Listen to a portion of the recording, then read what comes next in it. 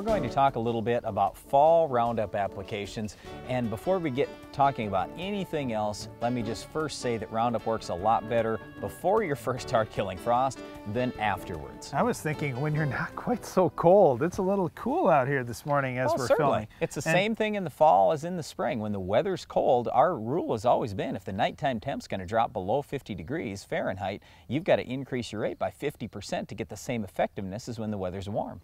Well, that's the big thing. We want to look at, we need actively growing weeds, and when things get colder out there, we're going to have to change some things up with our Roundup application. You've got to get that Roundup into the weed quickly and get a lethal dose to each growing point before the plant can work the Roundup off. We often get people talking about how fall is the best time to kill weeds, but we don't necessarily agree with that. Especially in the northern part of the country, the frost, the first hard-killing frost, might come before fall even starts. Late summer in the northern U.S. might be a better date for killing some of these fall weeds. What happens is the plant not only slows down in general, but also it's just very difficult to move the lethal dose to each and every growing point because some of those points are now cut off from the main part of the plant after that frost. So when conditions aren't ideal, there's a number of things that we can do to try and improve the performance of our herbicide application. For example, we may look at the adjuvants that we're using. Is this one that's going to penetrate that leaf quicker?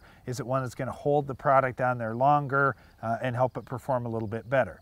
We may change up the tank mix partners. Whoa. Let's get specific here. And when we're talking about spray adjuvants, here's exactly what we want you to do. Use ammonium sulfate at 17 pounds per 100 gallons of water and use non-ionic surfactant at 1 to 2 quarts per 100 gallons of water. If conditions aren't ideal, how do we improve performance? Well, it's nice to talk about adjuvants, but let's face it, we're still dealing with the active ingredient Roundup. It's still not going to work very well. So let's talk about tank mix partners real quick. Okay, well, common tank mix partners, probably the most common would be 2,4-D.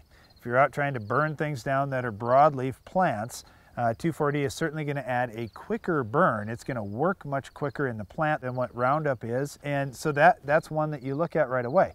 But the downside of adding a tank mix partner like a 2,4-D is how much activity you're really going to get out of the Roundup. If you burn the plant and you're aggressively burning it with a 2,4-D, and especially at a higher rate of 2,4-D, your uptake of Roundup may be diminished. So there is a balance there of you can put some 2,4-D in, but how much is too much? And if you're going to get to a high rate, you may just want to go straight 2,4-D. I disagree, because if you're also trying to kill some grasses out there at that point, the 2,4-D isn't going to do much for the grasses. So the reason why you would want to go a high rate of 2,4-D and at least keep some Roundup in the tank is to make sure you're still getting that grass control. It just depends on what your situation is. But yeah, if I'm really after a perennial weed and I'm way before the first hard killing frost, at least a couple of weeks, then you know what? I'm just going with a high rate of Roundup, the maximum labeled rate, 2 or 3 quarts, whatever I can put on there, and I'm going to try to really hammer that perennial weed, and I'm going to forget all about the 2,4-D. Don't even use it. Okay, because like Darren says, you're going to shut that plant down before the Roundup can really get through the perennial root system. Okay, we'll take on this question then. Here's a real common one we get into fall.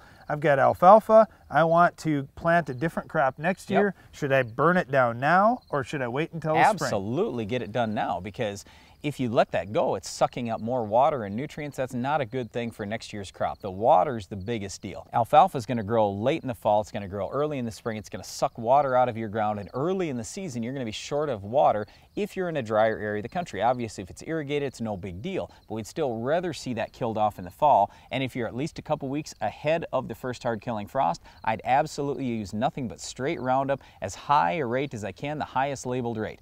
If you are around that first killing frost time or after, then I would maybe leave some Roundup in there to burn some grasses down, but otherwise I'd go a high rate of 2,4-D or dicamba. Personally, I like using a full quart of Banville. That's my favorite thing for killing alfalfa in the fall if I'm too late for Roundup. Well, there's certainly a lot of considerations when you're spraying Roundup in the fall. We'd like to be out a couple of weeks before the first hard killing frost. We'd like to spray high rates of straight Roundup at that point, but you may have to adjust and put in some adjuvants. You may have to put in some tank mix partners to try and get the maximum effectiveness of your herbicide. Well, one of the weeds you might be after when spraying fall Roundup is our Weed of the Week. We'll tell you the best plan to stop it on your farm coming up next.